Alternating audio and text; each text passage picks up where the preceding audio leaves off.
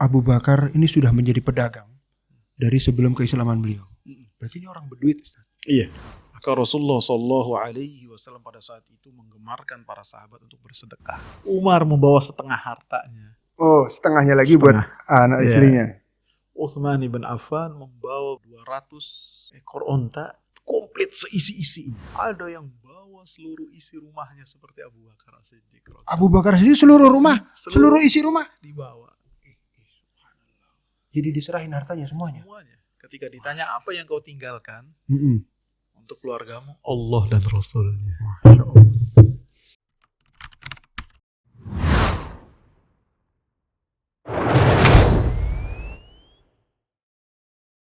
Lalu Ustaz, untuk yang orang-orang dari golongan murtad ini Ustaz, apakah kan Usama pasukannya disuruh melanjutkan peperangan bersama Romawi. Lalu untuk yang mengatur kan yang murtad-murtad ini, apakah dikirim juga utusan-utusan untuk apa Ustaz? Apakah dinasihati atau diperangi atau gimana Ustaz? Iya jelas, ada yang menasihatinya, ada juga yang mendatanginya, ataupun ada seperti Adi bin Hatim kepada kaumnya sangatlah berupaya untuk kaumnya itu kembali lagi kepada agama Islam. Karena apa ya? Karena mau diserang apa mau di apa? Bukan. Dia itu lebih mengutamakan supaya kaumnya itu selamat di dunia dan di akhirat. Jadi ketika kaumnya itu berupaya untuk keluar dari agama yang mulia ini, maka dia menasehati kaumnya sekali, dua kali, sampai dia minta tempo lebih kepada Khalid bin Walid yang pada saat itu sudah ada di depan mata. Sehingga mau dihabisin. Sehingga pada saat itu juga kemudian setelahnya pasukan dari Khalid bin Walid itu malah mendapatkan tambahan tenaga dari pasukan yang dibawa oleh Adi bin Hatim yang mereka tidak jadi untuk keluar dari agama yang mulia ini. Jadi alhasil ada hiwar yang sangat luar biasa sekali, dialog yang sangat luar biasa sekali antara Abu Bakar dengan Umar radhiyallahu anhu. Ketika Abu Bakar memutuskan untuk memerangi orang-orang yang mereka tidak mau menunaikan zakat, baik menunaikan zakat secara menyeluruh ataupun mereka mengatakan bahwasanya zakat itu kewajibannya hanya diberikan kepada Rasulullah saja. Antum bayangkan ketika mereka tidak menunaikan rukun Islam yang ketiga, mereka pakai dalil. Dalilnya Al-Quran surat At-Taubah ayat 103. Ini menunjukkan tidak semua orang berdalil itu benar pendapatnya. Harus dilihat dalilnya berkesesuaian tidak dengan apa yang dipahami oleh para sahabat yang mulia yang mereka telah dipilih oleh Allah Subhanahu wa taala seperti Abu Bakar dan Umar. Lah, ini dia negakin dalilnya ke Abu Bakar sama Umar. Iya. Yes. Mereka berkata kepada Abu Bakar, Allah Subhanahu wa taala mengatakan khudz min amwalihim sadaqatan tutahhiruhum wa tuzakkihim biha wa shalli alaihim inna salataka sakanun lahum. Ambillah dari harta-harta mereka zakat. Yang zakat tersebut mensucikan mereka dan membersihkan mereka. Wa shalli alaihim, dan doalah untuk mereka, berselawatlah untuk mereka. Karena doanya kamu, salawatnya kamu, ketenangan untuk mereka.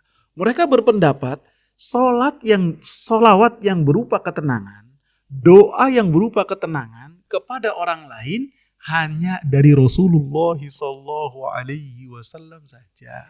Adapun selain dari Rasulullah Sallallahu Alaihi Wasallam maka tidak menjadi satu ketenangan. Ini dalil dari Al-Quran. Akan tapi dengannya mereka tidak mau melaksanakan rukun Islam yang ketiga.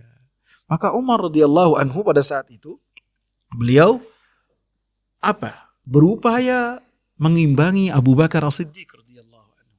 Abu Bakar As-Siddiq dengan tegasnya mengatakan bahwasanya orang-orang yang murtad dan orang-orang yang tidak mau mengeluarkan zakat itu harus diperangi.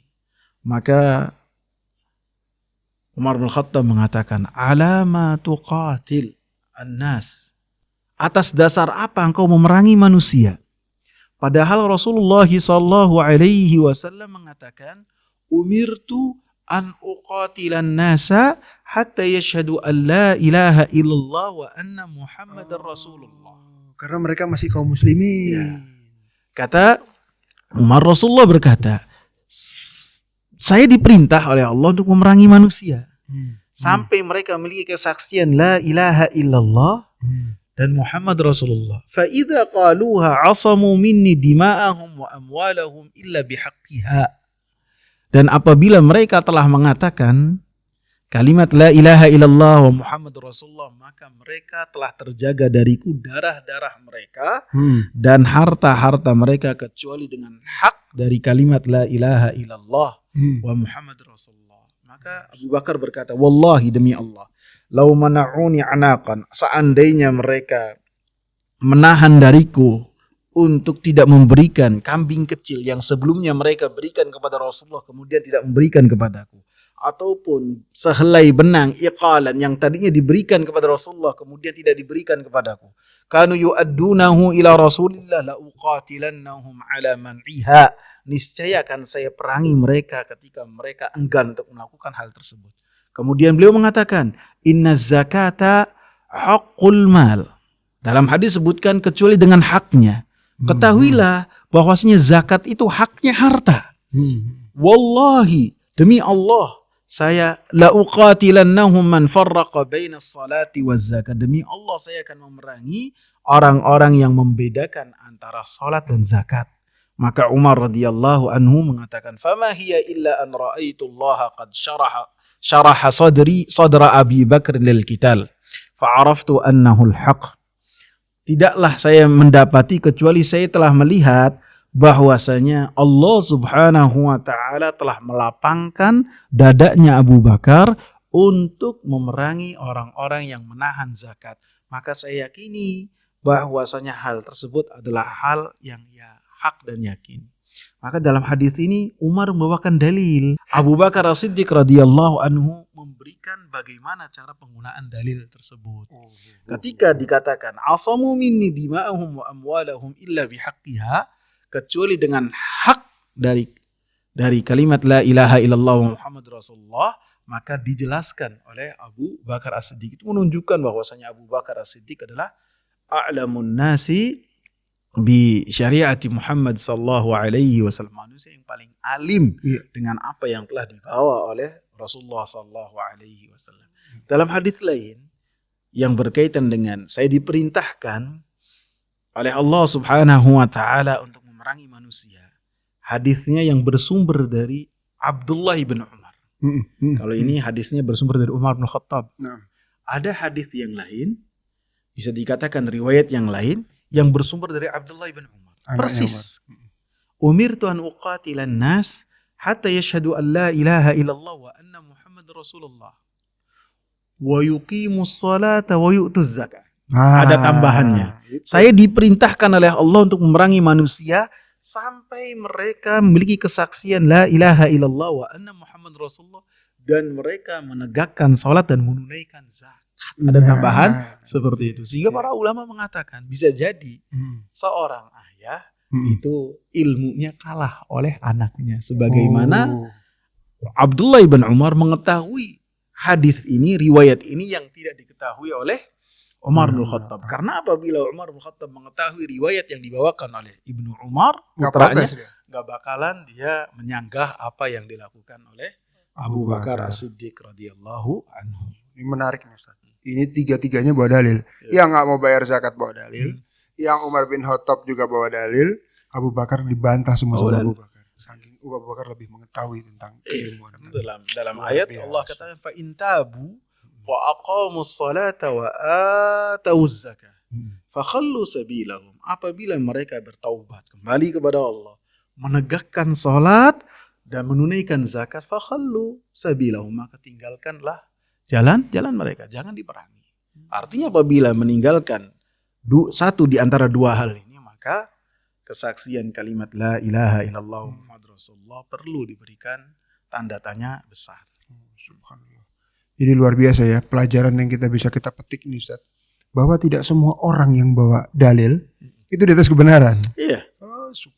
Dia haruslah ketika seorang membawakan dalil baik dengan ayat-ayat Al-Quran ataupun hadis-hadis Nabi Sallallahu Alaihi Wasallam berkesesuaian dengan pemahaman para sahabat ridwanullahi alaihim, berkesesuaian dengan pemahaman Abu Bakar, Umar, Utsman, Ali dan sahabat-sahabat lainnya yang mereka ketika mengamalkan Al-Quran dan As-Sunnah, Rasulullah Sallallahu Alaihi Wasallam puji mereka dengan huwa fil jannah. Mereka adalah penghuni surga dengan mengamalkan hal tersebut. Masya Allah, luar biasa Ustaz. Ini jadi yang harus diperangi oleh atau harus dinasihati juga oleh Abu Bakar adalah yang pertama dia yang murtad, betul-betul murtad. Ada yang tetap di keislamannya tapi nggak mau bayar zakat. Ada lagi nggak Ustaz kira-kira? Ada lagi nggak misalnya dia nggak mau sholat tapi tetap di keislaman atau gimana Ustaz? Apa memang itu aja? Yang di antaranya ada yang keluar secara keseluruhan. Gitu. Ada juga keluar karena ikut-ikutan, mumpung ada nabi di kabilahnya. Ada lagi yang mereka enggan untuk membayarkan zakat sama sekali, tidak mau. Emang dia menyatakan ini tidak ada kewajiban. Dan itu semuanya keluar dari keimanan-keimanan yang tidak masuk ke dalam hati-hati mereka. Sehingga apa yang mereka lakukan ini menunjukkan bahwasanya mereka di atas tepi jurang dari keyakinannya. Subhanallah. Jadi memang luar biasa ya keimanan para sahabat ini saat itu diuji Ustaz ya. Diuji, keimanannya diuji. Lalu orang-orang yang memang diselamatkan oleh Allah Subhanahu wa taala itu yang tetap istiqomah ya. Luar biasa Ustaz. Lalu Ustaz penaklukannya Ustaz di saat Abu Bakar melanjutkan itu Ustaz. Apakah langsung berlanjut ataukah setelah melakukan Romawi itu terus pulang baru disusun strategi lagi atau ada gimana? Terus berlanjut. Terus. Terus sampai beberapa kejadian besar itu terus terjadi seperti Dzulqa'dah semuanya. Terus sampai pada saat itu emang benar-benar genting dan pada saat itu juga setelahnya Khalid bin Walid semuanya dari yang pergolakan yang terjadi di negeri Yaman, Al-Aswad Al-Unsi sampai sebagian orang-orang yang diberi tugas oleh Rasulullah pun mereka mengamankan diri untuk melihat situasi sampai Khalid bin Walid datang dan mampu mengendalikan suasana dan kondisi, kemudian iman dan Islam pun mulai merata dengan keamanan yang ada di sana. Itu nggak ada yang kepikiran mau nyerang Madinah apa gimana gitu? Oh, tidak nggak ada ya. Karena antum bayangkan ketika dalam keadaan demikian saja mereka masih mampu menyerang kerajaan yang paling kuat pada saat itu Romawi. Jadi tidak ada yang terpikir di antara mereka untuk menyusun kekuatan untuk menyerang pusat Islam pada saat itu. Romawi aja dilanjut dihabisin ya nggak? Waduh, subhanallah. Jadi emang benar ketika mengikuti apa yang telah dicontohkan oleh Rasulullah dan tidak menyelisihi itu adalah keselamatan. Itu adalah kejayaan. Dan ini contoh untuk kita semua. Dalam keadaan apapun, dalam kesempitan apapun, maka dengan kita kembali kepada Allah, dengan kita menjaga perintah-perintah Allah dan menjauh dari larangan-larangannya, maka di dalamnya ada kebahagiaan. Di dalamnya ada kemenangan. Innal abrara lafi na'im. Sesungguhnya orang-orang yang mereka taat kepada Allah Subhanahu wa taala, pasti mereka itu di dalam kebahagiaan, di dalam kejayaan, di dalam kemenangan. Tentu kejayaan, kemenangan bukan harta yang banyak, bukan kendaraan yang bagus lagi mewah, tidak, akan tapi kemenangan, kejayaan dan kebahagiaan itu minimal ada di dada dan di hati seseorang ketika hatinya ditundukkan untuk mengenal dan tunduk patuh kepada yang telah menciptakan hati tersebut, yaitu Allah Subhanahu wa taala. Ini adalah surga bagi orang-orang yang tunduk dan taat kepada Allah Subhanahu wa taala. Masya Allah. Itu Ustaz kalau kita lihat selalu kan kalau Abu Bakar ingin bertindak ada Umar bin Khattab di situ. Berarti Umar bin Khattab ini selama kekhalifahan Abu Bakar selalu mendampingi di sebelah beliau berarti. Selalu. Subhanallah. Bahkan beliaulah yang ketika melihat Abu Bakar As-Siddiq radhiyallahu anhu setelah dibaiat masih manggul, masih bawa barang dagangan dia. Masih dagang? Umar bin Khattab mau ngapain? Masih dagang? Mau kemana? Saya mau ngidupin pendaringan saya dari mana? Oh iya. Dia butuh duit juga kan? Mau makan dari mana? Maka kata Umar bin Khattab, kami akan menyediakan insentif untuk engkau supaya engkau ini benar-benar fokus untuk mengurusi hajat kaum muslimin. Umar yang ada di sampingnya. Masya Allah. Itu pemimpin kaum muslimin. Iya. masih manggul juga, masih Iya. cari duit juga. Masya Allah. Kalau pemimpin-pemimpin sekarang nggak ada itu Ustaz. Subhanallah. Jadi itu yang benar-benar ulama yang perlu kita contoh Ustaz. Bagaimana? Tapi kan juga nggak semua Ustaz orang bisa menjadi seorang pemimpin seperti Abu Bakar. Sahabat-sahabat yang lain pun kan juga tidak ada yang mampu untuk mengikuti seperti kealiman Abu Bakar itu. Apa ada Ustaz? Yang benar-benar mepet lah kealimannya terus Tidak ada. Nggak ada ya. Cukup itu Abu Bakar. Luar biasa. Dan itu kedudukan yang diketahui oleh para sahabat. Para sahabat mengetahui bahwasanya kedudukan Abu Bakar itu sangat tinggi sekali. Bagaimana Rasulullah Shallallahu Alaihi Wasallam senantiasa ada di samping beliau itu Abu Bakar As-Siddiq. Maka para sahabat dengan sendirinya mengetahui kedudukan Abu Bakar As-Siddiq radhiyallahu anhu. Dan para sahabat sangat sungkan sekali dengan Abu Bakar As-Siddiq. Karena pastinya orang-orang yang beriman dan bertakwa kepada Allah Subhanahu wa taala, mau selembut apapun pasti dia memiliki kewibawaan lebih dari yang lain. Dan ini yang dimiliki Abu Bakar. Umar sangatlah sungkan sekali kepada Abu Bakar karena Abu Bakar memiliki kewibawaan yang luar biasa. Itu Ustaz, berarti kalau kita flashback sedikit ke belakang Ustaz, itu Abu Bakar ini sudah menjadi pedagang dari sebelum keislaman beliau. Berarti ini orang berduit Ustaz. Iya. Orang yang hartanya luar biasa. Ada nggak Ustaz kisah-kisah bagaimana beliau ini apakah menyumbangkan hartanya untuk kaum muslimin? Apakah ada atau memang biasa aja? Atau memang sedekahnya banyak atau memang sedekahnya biasa aja Ustaz? Ya, dalam peperangan Tabuk, yang peperangan Tabuk tersebut dikatakan sebagai peperangan sulit. Jadi nama peperangannya Jaisul Usrah, Jaisul Usrah, peperangan pasukan sulit. Jadi Di masa-masa sulit berarti. di zaman pacaklik, panas yang luar biasa. Dan pada saat itu ekonomi subhanallah tidak seperti biasa. Nah, maka pada saat itu Rasulullah akan menghadapi dan mendapat ancaman dari mulut orang-orang munafikin bahwasanya orang-orang Romawi akan menyerang kota Madinah. Maka Rasulullah Shallallahu Alaihi Wasallam pada saat itu menggemarkan para sahabat untuk bersedekah. Karena sebagian sahabat yang mereka tidak memiliki kendaraan, itu berkeinginan untuk melakukan peperangan bersama Rasulullah. Jaraknya Madinah dengan kota Tabuk 700 kilo. Dari sini Jawa Timur Ustaz. 700 kilo, bukan 10, 20 kilo, 700 kilo. Subhanallah. Maka Rasulullah menggemarkan para sahabat supaya bersedekah. Ada yang bawa mungkin beberapa genggam korma. Oh, kurma aja Iya, disedekah. korma. Ada yang bawa seluruh isi rumahnya seperti Abu Bakar As-Siddiq. Abu Bakar sendiri seluruh rumah, seluruh isi rumah dibawa. Subhanallah. Jadi diserahin hartanya semuanya. Semuanya. Ketika ditanya apa yang kau tinggalkan untuk keluargamu, Allah dan Rasulnya. Aduh. Siapa yang mau ngalahin terus? Umar membawa setengah hartanya. Oh, setengahnya lagi buat anak istrinya. Utsman bin Affan membawa berapa? 200 ekor onta yang komplit seisi-isinya. Dan semuanya diberikan oleh Rasulullah. Harta yang sangat banyak. Dinar dan dirham yang sangat banyak sekali. Sehingga Rasulullah ketika menerimanya itu sampai terkaget-kaget. Seraya mengatakan, ma dharra Utsman ma fa'ala ba'dal yaum. Tidak akan mendapatkan mudarat Utsman terhadap apa yang beliau lakukan setelah hari ini. Jadi tidak semua hartanya tapi mengalahkan Abu Bakar. Iya. Tapi Abu Bakar itu keimanannya udah benar-benar yang ditinggalin cuma Allah dan Rasulnya berarti kosong dong. Bahkan dong. Beliau berikan kepada anaknya kalau tidak salah yang namanya Asma itu tempat uang seperti kain dulu. Seperti kain yang biasanya isinya emas ataupun perak. Iya. Sama beliau diisi dengan kerikil.